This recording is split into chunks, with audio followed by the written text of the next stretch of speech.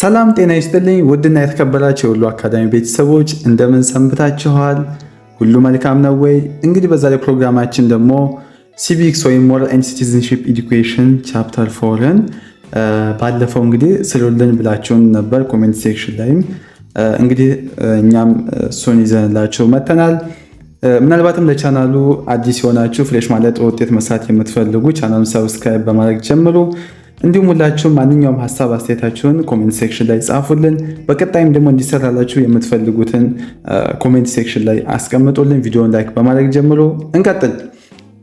ቻፕተር 4 ሲቪክ እንግዲህ ስቴት ገቨርንመንት ኤንድ ሲቲዝንሺፕ በሚል ቶፒክ ስር የምንማማር ይሆናል ማለት ነው። እንግዲህ ኦብጀክቲቮች አሉት። ቻፕተሩ የራሱ የሆነ ኦብጀክቲቮች አሉት። እንግዲህ ቻፕተሩ ኦብጀክቲቮች ምንድን ነው? እንግዲህ የመጀመሪያው ይህን ቻፕተር ከጨረሳችሁ በኋላ ማወቅ የሚጠበቅባችሁ ምንድን ነው? ዲፋይን ተርምስ ጀስት ላይክ ስቴት ገቨርንመንት ሲቲዝን ናሽናሊቲ ኤንድ ሲቲዝንሺፕ። የስቴት የገቨርንመንት የሲቲዝንሺፕ የናሽናሊቲ እና የሲቲዝንሺፕ የሚሉትን ቃላት ትርጉም መግለጽ ትችላላችሁ ማለት ነው። ሌላ ሁለተኛው ፖይንት ደግሞ አንደርስታንድ ዘ ኮንቴኒንግ ቲዎሪስ ኦፍ ስቴት ገቨርንመንት ኤንድ ሲቲዝንሺፕ። ስለ ስቴት ገቨርንመንት እና ሲቲዝንሺፕ ያሉትን ተፎካካሪ ንድፈ ሀሳቦች መረዳትና ማስረዳት ይጠበቅባቸዋል ማለት ነው። ሌላው ደግሞ discern the rights and duties of citizen in relation to the attributes of good citizenship። ከጥሩ ሲቲዝንሺፕ ባህሪያት ጋር በተያያዘ የዜጎች መብቶችን እና ግዴታዎችን መለየት ትችላላችሁ፣ ወይም ከዚህ በኋላ ይሄን ነገር ትለያላችሁ ማለት ነው። ሌላው ፖይንት list and explain the difference and similarity between state government and citizenship theories። በስቴት ገቨርንመንት እና ሲቲዝንሺፕ ንድፈ ሀሳቦች መካከል ያሉትን ልዩነቶችና ተመሳሳይነቶች መዘርዘርና ማብራራት ትችላላችሁ ማለት ነው። ሌላው ደግሞ እና የመጨረሻው ፖይንት ከዚህ ቻፕተር ካጠናቀቃችሁ በኋላ ማወቅ የሚጠበቅባቸው confront the weakness and strengths of various state structures and government systems። የተለያዩ የስቴት አወቃቀሮችና የገቨርንመንት ስርዓቶችን ድክመቶችና ጥንካሬዎችን መገንዘብ ትችላላችሁ ማለት ነው። ሌላው enumerate and understand the ways of acquiring and losing Ethiopian citizenship። የኢትዮጵያን ሲቲዝንሺፕ የማግኛና እንዴት ሉዝ የምናደርግባቸውን መንገዶች በደንብ እንረዳለን ማለት ነው። ይህ ቪዲዮ ከተመቻችሁ ቪዲዮ ላይክ እና ሼር እንዲሁም ቻናሉን ሰብስክራይብ ያደረጋችሁ በተጨማሪ ቪዲዮ ስንለቅ እንዲደርሳችሁ የኖቲፊኬሽን ምልክቱን ኦን በማድረግ የቻናላችን ቤተሰብ ይሁኑ። እንግዲህ በዚህ ቻፕተር የምንጀምረው ከመጀመሪያው አንደርስታንዲንግ ስቴት ከሚለው እንጀምራለን ማለት ነው። በድጋሚ ለማሳወቅ ያክል ሀሳብ አስተያየታችሁን ኮሜንት ሴክሽን ላይ ያልጻፋችሁ ጻፉ። ቪዲዮን ላይክ ያላደረጋችሁ ላይክ አድርጉ። አብዛኞቹ ተማሪዎች ደግሞ ሰብስክራይብ ሳታደርጉ ነው እና ቻናላችን ቪዲዮዎችን የምታዩት። ሰብስክራይብ ብታደርጉ ደስ ይለናል። እንቀጥል። አንደርስታንዲንግ ስቴት የሚል ነው እንግዲህ ቶፒካችን። ስቴትን ምን ማድረግ? አንደርስታንድ ማድረግ። ዲፋይን ስቴት what do you think about what? What do you think about the essential features of the state? ስቴት ምንድን ነው? የስቴት አስፈላጊ ገጽታዎች ብለው ወይ ተብሎ የሚታሰቡትስ እነማን ናቸው? ምንድን ናቸው የሚለውን በዚህ ቶፒክ ስር እንግዲህ እንማማራለን ነው። እንግዲህ የመጀመሪያ የምናየው ያው ዴፊኒሽንስ ኦፍ ስቴት ወይም ዲፋይኒንግ ስቴት የሚል ነው። ስቴት ራሱ ወርዱ ዴፊኒሽኑ ምንድን ነው የሚለውን እናያለን። The term state has been used to refer to many things. It is a collection of institutions, a territorial unit, a philosophical idea, or an instrument of coercion. ስቴት የሚለው ቃል ብዙ ነገሮችን ለማመልከት ጥቅም ላይ ውሏል ነው።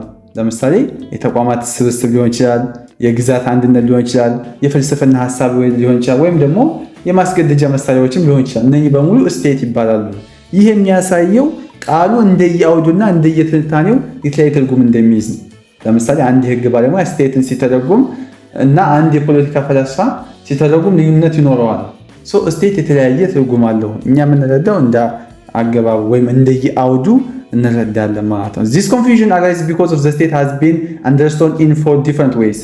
ይህ ውዥንብር የተፈጠረበት ምክንያቱ ደግሞ ስቴት በአራት የተለያዩ መንገዶች ስለሚታሰብ ነው። የመጀመሪያው from an idealist perspective ከሐሳባዊ ወይም ከአይዲያሊስቶች እይታ አንጻር ስለሚታሰብ ነው።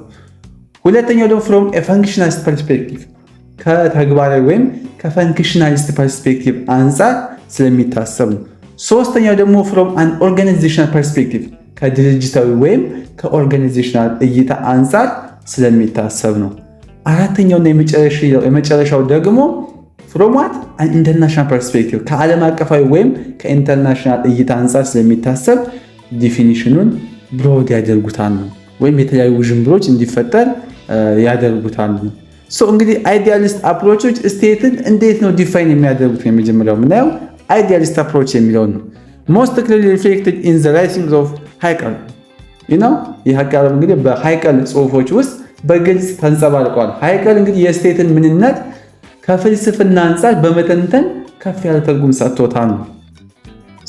ሃይቀል identified three moments of social existence ሃይቀል እንግዲህ ሶስት ማህበራዊ ህልውና ወይም የህልውና ደረጃዎች ለይቷል ስለ ስቴት። የመጀመሪያው the family operates on what a principle of a particular altruism where individual states assign their own interests for their relatives የመጀመሪያው እንግዲህ ቤተሰብ የምንለው ቤተሰብ ማለት በፓርቲኩላር አልትሩይዝም በሚል መርህ ላይ የሚሰራ ሲሆን ግለሰቦች ለዘመዶቻቸው ሲሉ የራሳቸውን ፍላጎት ወደ ጎን የሚያደርጉበት ደረጃ ነው። ይህ ማለት የቤተሰብ አባላት እርስ በርስ ያላቸው መተሳሰብ ከግል ጥቅም በላይ መሆኑን ገልጿል ነው ማለት ሃይቀል ማለት ነው። ሁለተኛው ደግሞ the society ነው። the society is what a sphere of universal egoism where individual place their own interest first ይህ ደግሞ የሲቪል ሶሳይቲ የምንለው ደግሞ የሲቪል ማህበረሰብ ማለት ሲሆን ዩኒቨርሳል ኢጎይዝም ብሎ ይገልጸዋል።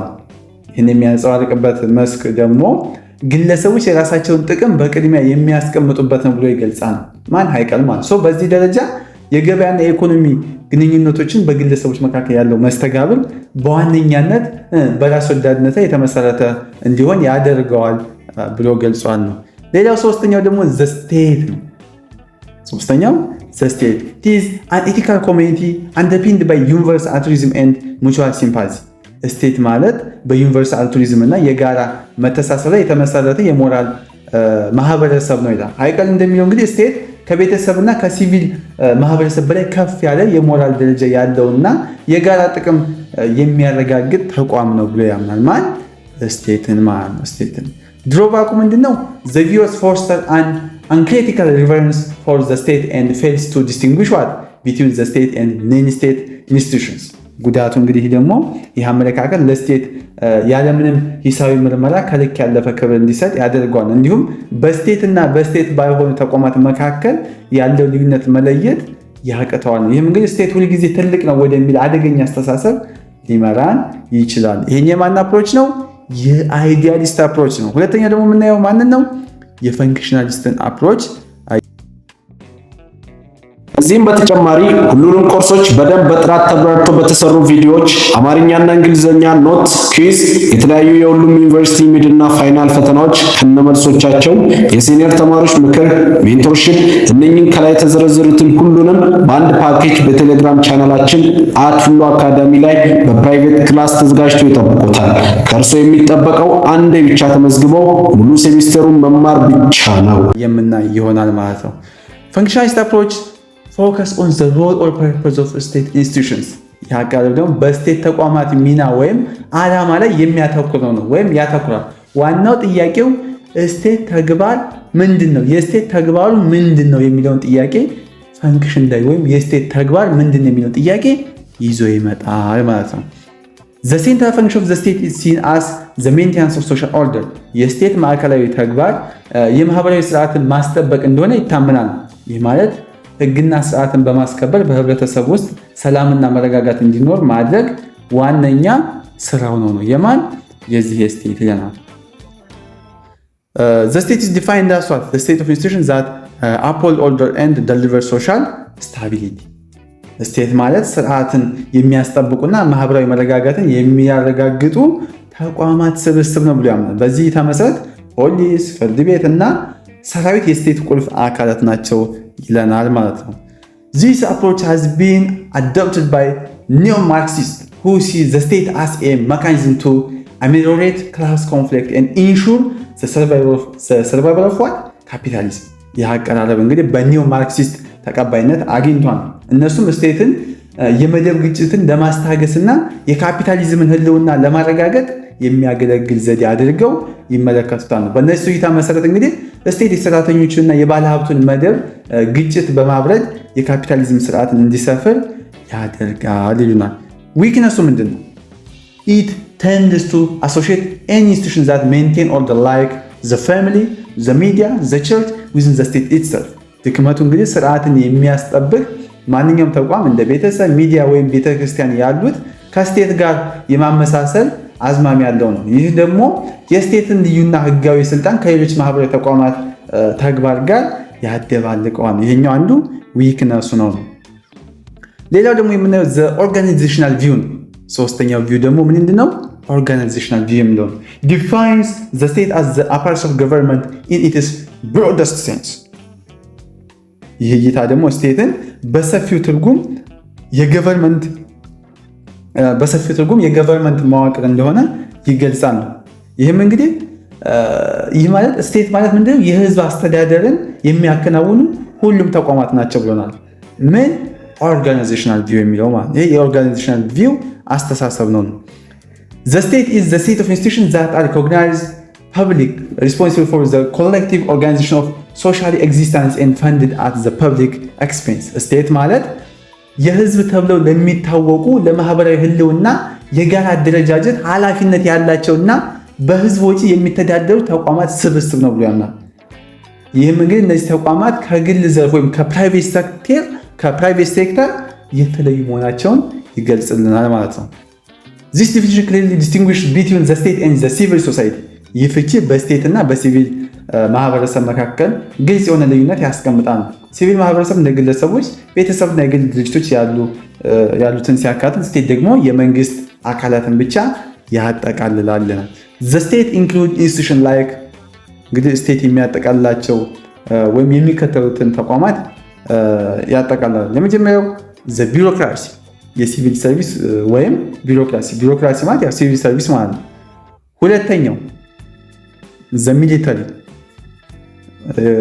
የሰራዊት ወይም ሚሊተሪ የምንለው ነው። ሶስተኛው ፖሊሶች። አራተኛው the courts ፍርድ ቤቶች።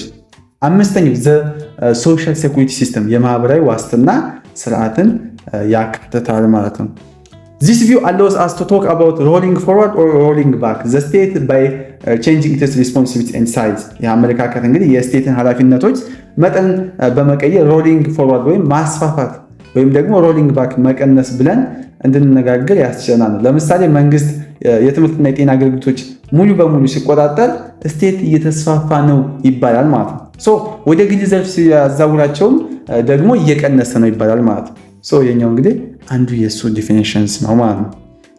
አራተኛው ደግሞ የምናየው the international approach የምንለው international approach views that the state primarily as an actor on the world stage። ያቀረብ ደግሞ ምን ይለናል?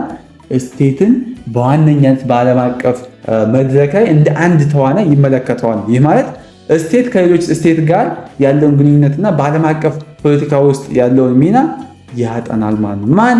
the international approach ማለት ነው። በደንብ ያዙ።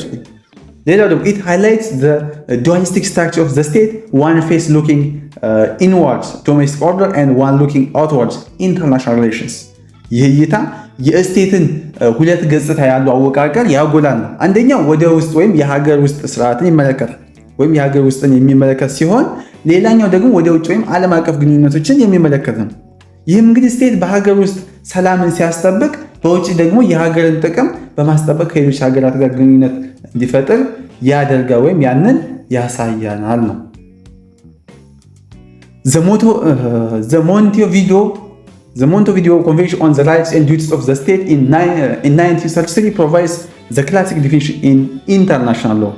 የሞንቴቪዲዮ ኮንቬንሽን on rights and duties of the state በ1933 በዓለም አቀፍ ሕግ ውስጥ ክላሲካል የሆነውን ፍቺ ይሰጣል ወይም ክላሲካል የሆነ ፍቺ ተሰጥቶታል። ይህ ስምምነት እንግዲህ አንድ አካል ስቴት ተብሎ ለመጠራት ሊያሟላቸው የሚገቡት መስፈርቶች በግልጽ ያስቀምጣል ማለት ነው። ማን?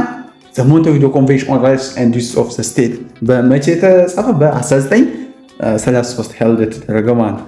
እንግዲህ በዚህ ኮንቬንሽን መሰረት አርቲክሏ ለሚለናል the state has four features። በአንቀጽ 1 መሰረት ስቴት 4 ገጽታዎች አሉት ብሎ ያምናል ወይም ተስማምተዋል። የመጀመሪያው ዲፋይንድ የሆነ ቴሪቶሪ የተወሰነ ግዛት ወይም ዲፋይንድ የሆነ ቴሪቶሪ ሊኖረው ይገባል ይላል። ሁለተኛው ፐርማነንት ፖፑሌሽንስ ቋሚ ህዝብ ወይም ፐርማነንት ፖፑሌሽንስ ሊኖረው ይገባል ይለናል። ሶስተኛው አንኢፌክቲቭ ገቨርንመንት ውጤታማ የሆነ ገቨርንመንት ሊኖረው ይገባል ይለናል።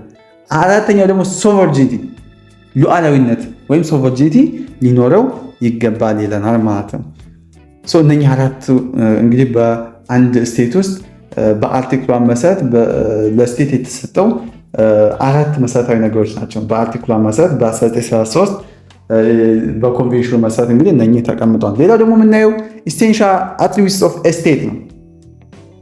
እንግዲህ ለስቴት ኢሴንሻል የሆኑ አትሪቢዩቶች ምንድን ናቸው የሚለው እናያለን። የመጀመሪያው ፖፑሌሽንስ ነው። ፖፑሌሽን ወይም ህዝብ የምንለው ዋይስ ፖፑሌሽን ህዝብ ማለት ራሱ ምን ማለት ነው? ፖፑሌሽን ሚንስ ኤ ስቴት ኦፍ ሂውማን አሶሲዬሽን ኦን ፒፕል አር ዘ ፈርስት ኢሴንሻል ኤለመንት። ስቴት እንግዲህ የሰው ልጅ ስብስብ ስለሆነ ህዝብ የመጀመሪያው አስፈላጊ አካል ነው። ያለ ህዝብ እንግዲህ ስቴት ሊኖር አይችልም። ምክንያቱም ስቴት የሚተዳደረው እና የሚያገለግለው ማንን ስለሆነ? ህዝቡን ስለሆነ። ስለዚህ የሰው ልጅ ምንድነው የመጀመሪያው እና አስፈላጊው የአንድ ስቴት አካል ነው። There is what? There is no exact numbers required. State vary from what? Over 1 billion China, India to a few thousands Vatican and San Marino. የሚያስፈልጉ ትክክለኛ ቁጥር የለም። ስቴት ለመባል ይሄ ቁጥር ተብሎ አልተጻፈም። ስቴት እንግዲህ ከ1 ቢሊዮን በላይ እንደ ቻይና እንደ ህንድ እስከ ጥቂት ከነሱ ጀምሮ እስከ ጥቂት ሺዎች ወይም እንደነ ቫቲካን እና ሳን ማሪኖ ያሉ ስቴት ናቸው ሁሉ። እነኛ ሺዎችን የሚይዘው እነ ቫቲካን እና ሳን ማሪኖ ስቴት ናቸው። ቢሊዮን ህዝብ የሚይዘው እነ ቻይና እና ህንድም ስቴት ናቸው። ይለያያሉ። ይሄ የሚያሳይ ህዝብ ብዛት የስቴት መስፈርት አለመሆኑን ነው። A state population does not need to become homogeneous. Diversity in race, religion, and culture is common and can lead to unity in diversity. የአንድ ስቴት ህዝብ ተመሳሳይ ወይም ሆሞጂኒየስ መሆን የለበትም ነው። በዘር በሃይማኖት እና በባህል ውስጥ ልዩነት የተለመደ ሲሆን በልዩነት ውስጥ አንድነት ወይም ዩኒቲ ኢን ዳይቨርሲቲ እንዲኖር ሊደረግ ይችላል ነው። ብዙ ሀገራት እንግዲህ የተለያዩ ብሔር ብሔረሰቦችን አቅፈው ጠንካራ አንድነትን መፍጠር ችለዋል። ስለዚህ እነኚህ ነገር ሆሞጂኒየስ ሊሆኑ አይገባም። ሆሞጂኒየስ መሆን አለባቸው አላልንም። ወይም እንደዛ ተብሎ ጥያቄ ላይ ከመጣ ፎልስ። እንግዲህ ሁለተኛው ደግሞ መጀመሪያ ፖፑሌሽን ካን ሁለተኛው ዲፋይን ቴሪቶሪ ወይም የተወሰነ ግዛት ነው። እኛው ደግሞ ምን ማለት ነው? ኖ ስቴት ካን ኤግዚስት ዊዛውት ኤ ቴሪቶሪ ኦፍ ኢትስ ኦውን ጀስት ላይክ ላንድ ዋተር ኤንድ ዋት ኤር ስፔስ።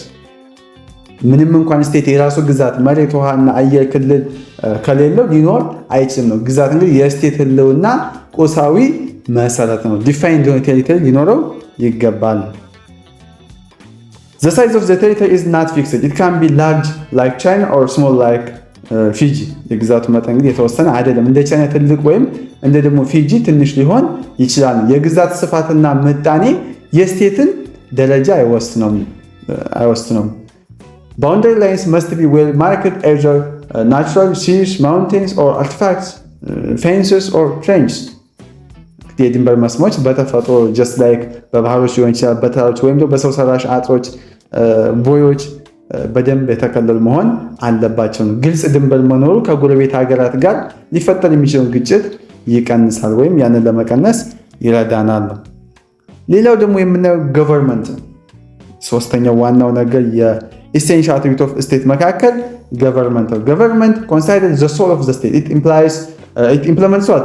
The wills of the community. እንግዲህ ስቴት ገቨርንመንት እንግዲህ ነፍስ ተብሎ ይታሰባል። የስቴት እንግዲህ ገቨርንመንት ምንድነው? ነፍሷ ነው። የማህበረሰብ ፍላጎት የሚተገብረው ገቨርንመንት ነው። ገቨርንመንት እንግዲህ ከሌለ የስቴት ጽንሰ ሀሳብ ባዶና ትርጉም አልባ ይሆናል ማለት ነው። The forms of government can be monarchical, democratic, dictatorial. It is, but without any government there is anarchy. እንግዲህ ገቨርንመንት ስንል የተለያዩ አይነት ገቨርንመንቶች አሉ ነው። እንግዲህ ማለትም የገቨርንመንት አይነት ለምሳሌ ሰው ሊሆን ይችላል፣ ዲሞክራሲያዊ ሊሆን ይችላል፣ አምባገነናዊ ወዘተ ሊሆን ይችላል። ነገር ግን ምንም አይነት ገቨርንመንት ከሌለ ስርዓት አልበኝነት ወይም አናርኪ ይፈጠራል ነው።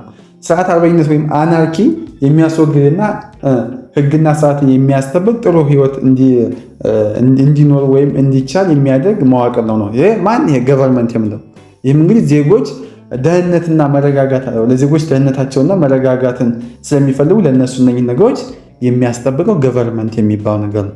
ነፍስ ነው ያልነው የስቴት ነፍሷ ነው ብለን የጠራነው ገቨርንመንትን ለዛ ነው እንዳትረሱ። ዘ ሶል ኦፍ ዘ ስቴት ከተባለ ገቨርንመንት ነው። ሌላው ደግሞ የመጨረሻው አራተኛው ሶቨርጂቲ ወይም ሉዓላዊነት የምንለው sovereignty means the highest power of the state distinguishing it from all other associations። እንግዲህ ይህ የስቴት ከፍተኛው ስልጣን ሲሆን ከሌሎች ማህበራት ሁሉ የሚለየው ነው። ሶቨርጂቲ ማለት ስቴት በግዛት ውስጥ በውጭ ግንኙነት የመጨረሻ ውሳኔ ሰጪ አካል መሆኑ ነው። it is the principle of absolute and unlimited power። እንግዲህ ፍጹምና ያልተገደበ ስልጣን ያለው ማለት ነው። ይህ ማለት ከስቴት በላይ ሌላ ስልጣን የለም ማለት ነው። እንግዲህ እዚህ ጋር የተለያዩ አይነት ሶቨርጂቲዎች አሉ ወይም ሉዓላዊነቶች አሉ። የመጀመሪያው ኢንተርናል ሶቨርጂቲ። ኢንተርናል ሶቨርጂቲ means the state is the final source of all laws with its territory and no other authority it is equal። የውስጥ ሉዓላዊነት ወይም ኢንተርናል ሶቨርጂቲ ማለት ስቴት ወይም በግዛት ውስጥ የሁሉም ህጎች የመጨረሻ ምንጭ ሲሆን ሌላ ምንም ስልጣን ከእሱ ጋር እኩል አይደለም። ለምሳሌ በኢትዮጵያ ውስጥ የፌዴራል መንግስት ህጎች ከማንኛውም ሌላ አካል ህግ በላይ ናቸው ነው። እነኚህ የአንዱ የኢንተርናል ሶቨርጂቲ ምሳሌ ነው። ሁለተኛው ደግሞ ኤክስተርናል ሶቨርጂቲ ነው። the state is free from foreign control። ይህ ደግሞ የውጭ ሉዓላዊነት ወይም ኤክስተርናል ሶቨርጂቲ ማለት ስቴት ከውጭ ቁጥጥር ነፃ ነው። ይህ ማለት ሀገሪቱ በራሷ ጉዳይ ላይ ያለ ውጭ ጣልቃ ገብነት የመወሰን መብት አላት ማለት ነው አላት። ሌላ ደግሞ እዚህ ጋር ሪኮግኒሽን ያስፈልጋል። አንድ ስቴት ተብላ ሪኮግናይዝ ስትደረግ ይገባል። ምንድነው ሪኮግኒሽን ማለት? ምንድነው? contemporary choices and the UN considered recognition as the fifth essential activity። እንግዲህ የዘመኑ ንድፈ ሐሳብ አቅራቢዎችና የተባበሩት መንግስታት እውቅናን እንደ አምስተኛ አስፈላጊ ባህሪ ይቆጥሩታል። አንድ ስቴት ከላይ ያሉትን አራቱን መስፈርቶች ቢያሟላም በሌሎች ስቴት እውቅና ካላገኘ ሙሉ ስቴትነት ወይም ተግባር መወጣት ይከብደዋል። ሪኮግኒሽንም አንዱ ነው፣ አምስተኛ ተደርጎ ይታሰባል። For a state to have an international personality and to be a legal actor, it must be recognized as such by a significant portions of international community። አንድ ስቴት እንግዲህ ዓለም አቀፋዊ ሰውነት ወይም ኢንተርናሽናል ፐርሶናሊቲ እንዲኖረው እና ህጋዊ ተዋናይ እንዲሆን በአብዛኛው የዓለም አቀፍ ማህበረሰብ ዘንድ እውቅና ሊሰጠውም ይገባል። ይህም እንግዲህ በዲፕሎማሲያዊ ግንኙነት በስምምነቶችና በዓለም አቀፍ ድርጅቶች አባልነት ይገለጻል። ሌላው ደግሞ የምናየው ሪቬልቶሪስ ኦፍ ዘ ስቴት የሚል ያው የምናየው ፖይንት ምንድነው? ሪቬልቶሪስ ኦፍ ስቴት ነው። እዚህ ጋር እንግዲህ አንድ ብሬንስቶርሚንግ ኩዌሽን አለ። ምንድነው የሚለው የስቴት ስልጣን ተፈጥሮ ምንድን ነው እና ደግሞ ስቴት የማን ጥቅም ነው የሚወክለው ይለናል። እሱም በደንብ የምናየው ይሆናል ማለት ነው። Various revelatories of the state offers what different accounts of its origins, development and impact on society። እዚህ ጋር መገንዘብ ያለባችሁ ነገር የተለያዩ ተፎካካሪ ወይም ሪቬልቶሪስ ኦፍ ስቴት ማለት ተፎካካሪ ማለት ነው። ከዚህ ሪቬል ማለት መፎካካሪ ወይም ተፎካካሪ ነው። የተለያዩ ተፎካካሪ የስቴት ንድፈ ሐሳቦች ስለ አመጣጡ እድገቱና በህብረተሰብ ላይ ስላለው ተጽዕኖ የተለያየ ማብራሪያዎች ይሰጣሉ። እያንዳንዱ ንድፈ ሐሳብ እንግዲህ ስቴትን ከተለያየ መነጽር ወይም ከተለያየ እይታ አንጻር ይመለከታል ወይም ይመለከታል ነው። ኢኩዌሽኖች አሉ እዚህ ጋር። ኢኩዌሽኖች ምንድነው? የመጀመሪያው is the state autonomous from society or a product of it? ስቴት ከህብረተሰብ ነፃ የሆነ አውቶኖሚስ ነው ወይስ የህብረተሰብ ውጤት ነው? the first question.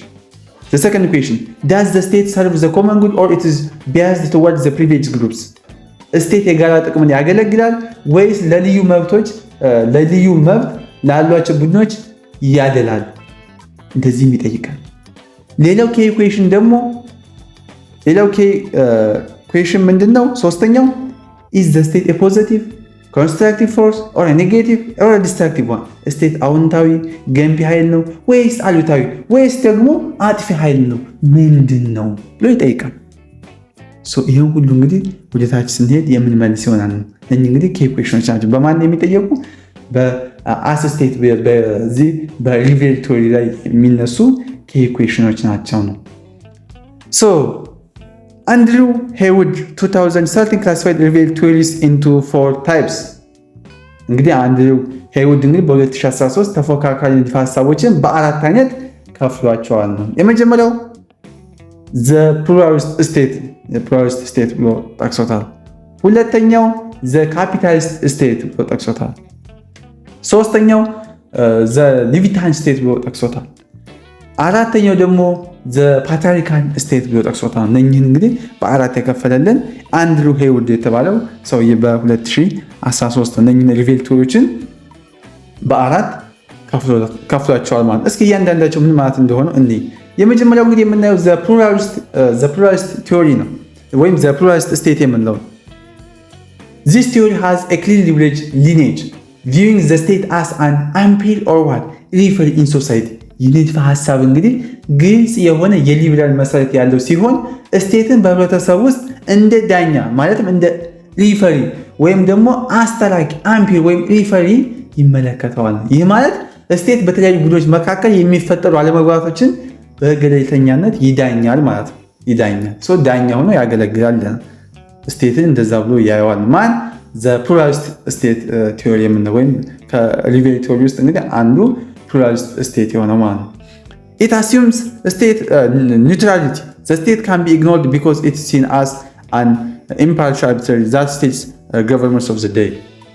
ንድፈ ሐሳብ ስቴት ገለልተኛነት ያስባል። ስቴት እንግዲህ በስልጣን ላይ ያለውን የገቨርንመንት ወይም ገቨርንመንት የሚያገለግል የማያዳላ ዳኛ ተደርጎ ስለሚታይ ችላ ሊባል ይችላል። ዋናው ቁም ነገር ስቴት የማንንም ወገን ሳይዝ የህግ የበላይነትን ብቻ ያስከብራል የሚል እምነት አለው ማለት ነው። The origin traces back to the social contract theories of thinkers like Thomas Hobbes and John Locke. የንድፈ ሐሳብ መነሻ እንደ ቶማስ ሆበስ እና እንደ ጆን ሉክ ካሉ ፈላስፎች የማህበራዊ ሙሉ ሶሻል ኮንትራክት ንድፈ ሐሳብ ጋር ይያያዛል። እነዚህ ፈላስፎች እንግዲህ ስቴት የተመሰረተው በህዝቦች ስምምነት እንደሆነም ያስተምራሉ። በደንብ ስለነ ቶማስ ሆበስ እና ስለ ጆን ሉክ ቻፕተር ላይ በደንብ ተምረነዋል። የምታውቁት ነገር ነው። They argued that the state acts from a voluntary agreement, social contract to safeguard individuals from the brutality of what? The state of nature.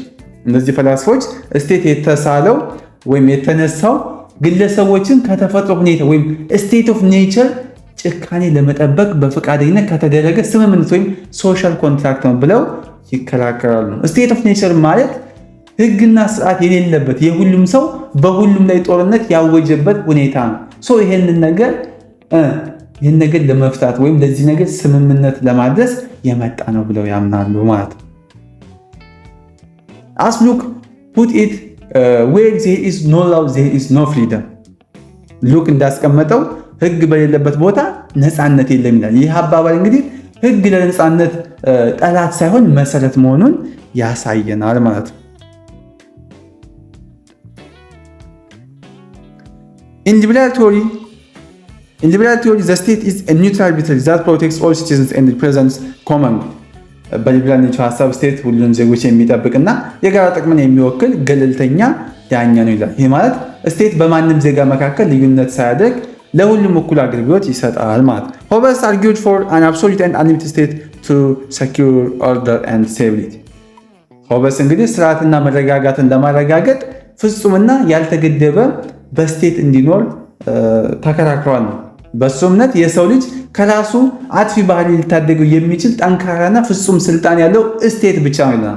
በማናገጥ በሆበስ። ቀጣይ ደግሞ ሉክስ ምን ይላል? በእነዚህ Luke argued for limited state restricted to defining natural rights, life, liberty and property. ሉክ ደግሞ ተፈጥሯዊ መብቶች ማለትም ህይወትን፣ ነፃነትና ንብረትን ለመከላከል ብቻ የተገደበ ስቴት እንዲኖር ተከራክሯል ማለት ማን? ሉክ ነው። እንግዲህ ሉክ እንደሚለው ስቴት ስልጣንን ከነዚህ መሰረታዊ መብቶች ጥበቃ መብለጥ የለበትም ብሎ ያምናል። ከነዚህ የሚበልጥ ከሆነ ጭቆና ነው ብሎ ስለሚያስብ ነው በሱ እሳቤ አንፃር። They established a clear distinction between the state responsibilities and those of individuals, citizens, civil society. በስቴት ኃላፊነቶች እና በግለሰብ ዜጎች ወይም በሲቪል ማህበረሰብ ኃላፊነቶች መካከል ግልጽ ልዩነት ፈጥሯል ነው። የስቴት ስራ ህግን ማስከበር ሲሆን የዜጎች ስራ ደግሞ በነፃነት የራሳቸውን ህይወት መምራት ነው። እነኚህ ነገሮች እንግዲህ በደንብ ሁሉንም እንትኖች ማለትም እነኚህ አራቱንም በደንብ መለየት ይጠበቅባቸዋል። ፕሉራሊስት ምንድን ነው የሚለው፣ ፕሉራሊስት ቲዮሪ ምንድን ነው የሚለው፣ ከዛ ደግሞ የእሱን በውስጡ ያሉትን ካያችሁ በኋላ ሁሉንም ማለትም ፕሉራሊስትን፣ ካፒታሊስትን፣ ሊበርታሪያን ስቴትን እና ፓትሪያርካን ሁሉንም በደንብ መረዳት ይጠበቅባቸዋል። እዚህ ጋር ደግሞ የምናየው ሞደርን ፕሉራሊዝም ኤንድ ኒዮ ፕሉራሊዝም። እንግዲህ ሞደርን ፕሉራሊዝም እና ኒዮ ፕሉራሊዝም የሚሉትን ደግሞ እዚህ ጋር እናያለን። ፕሉራሊዝም as a theory of the state holds that the state is neutral, right? susceptible to influence from all groups and class.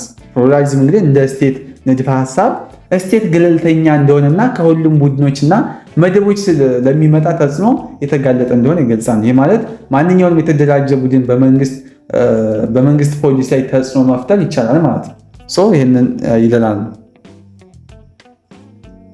ሌላ ደግሞ ፕሉራሊዝም ማለት the state is the servant of the society is not its master ስትራዝሜንታል በ1994 ስቴት የህብረተሰቡ አገልጋይ እንጂ ጌታው አይደለም ይለናል። ይህ አባባል እንግዲህ ስቴት ስልጣኑን ከህዝብ እንደሚያገኝና ለህዝብ ተጠሪ መሆኑን ያጎላ ነው ማለት ነው። ስትራዝሜንታል የተባለው ሰው እንግዲህ በ1994 እንደዚህ ብሎ ተናግሯል። እንግዲህ የኬ አሴፕሽኖች አሉ። ሁለት ቁልፍ ለአሴፕሽኖች አሉ። እንግዲህ እነኛ አሴፕሽኖች መካከል የመጀመሪያው the state is subordinate to the government and within non-elected bodies being impartial and accountable. ስቴት ለገቨርንመንት ተገዢ ሲሆን ያልተመረጡ አካላት እንደ ፍርድ ቤቶች የማያዳሉና ተጠቂዎች ናቸው ነው። ይህም እንግዲህ የፖለቲካ ስልጣን በተመረጡ ተወካዮች እጅ መሆኑን ያረጋግጣል ማለት ነው። ሁለተኛው ደግሞ the democratic process is effective ensuring the government is responsive to public opinion. የዲሞክራሲያዊ ሂደቱ እንግዲህ ውጤታማ ነው። ይህም እንግዲህ ገቨርንመንት ለህዝብ አስተያየት ምላሽ እንዲሰጥ ያደርገዋል። በምርጫ፣ በሰላማዊ ሰልፍ፣ በሚዲያ አማካኝነት ህዝቡ እንግዲህ በመንግስት ላይ ተጽዕኖ መፍጠር ይችላል ይለናል ነው። ሌላው ደግሞ የምናየው ኒዮ ፕሉራሊስት ቲዮሪ። ኒዮ ፕሉራሊስት ቲዮሪ ደግሞ is a more critical view acknowledging what that modern states are more complex. ኒዮ ፕሉራሊስት ንድፈ ሀሳብ ደግሞ እንደሚለን የዘመናዊ ስቴትን ይበልጥ ውስብስብ መሆናቸውና የሚቀበል ማለትም ውስብስብ መሆናቸውን የሚቀበል ይበልጥ ሂሳዊ አመለካከት ላይ ፎከስ ያደረገው ሎጂካል ነው። ይህ እይታ እንግዲህ ክላሲካል ፕሉራሊዝም እንዳለው ስልጣን እኩል የተከፋፈለ አይደለም ብሎ ያምናል። የክላሲካል ፕሉራሊዝም ሀሳብን ይቀበላሉ፣ የእሱንም ሀሳብ ይወስዳሉ። የኒዮ ፕሉራሊስት ቲዮሪ የምንላቸው ማለት ነው።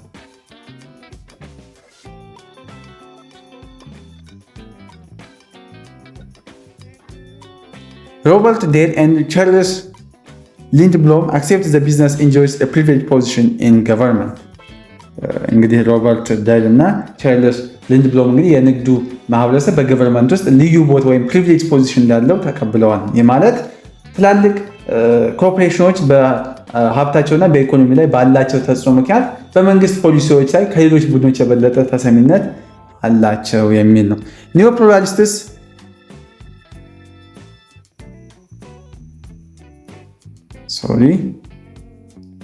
እስኪ አንድ የኒዮ ፕሉራሊስትን ሀሳብ እዚህ ጋር ሄዳችሁን አለ።